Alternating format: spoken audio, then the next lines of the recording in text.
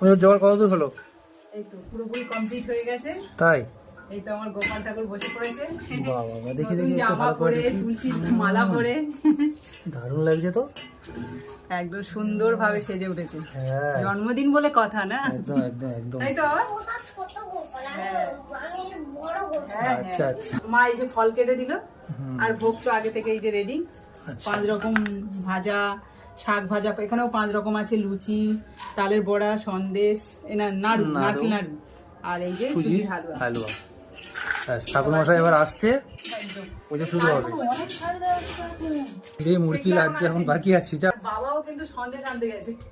ঠাকুর মশাই আজ দেরি আছে, একটু দেরি আমরা হবে। একটু দেরি করে পুজো দেওয়া বলছিলাম রাত্রের দিকে। তো ঠাকুর মশাই সবার বাড়ি, মানে আমাদের গ্রামে প্রত্যেকের বাড়িতে পুজো দেওয়া হয়ে গেছে, কাকাদের বাড়িতে পুজো হচ্ছে, এরপরে আমাদের বাড়িতে পুজো হবে একদম লাস্ট, আমাদের বাড়িতে শেষ। তো আমার গোপাল ঠাকুরকে কেমন লাগছে? দারুণ দারুণ। গরিবানা মতে মোটামুটি সাজিয়ে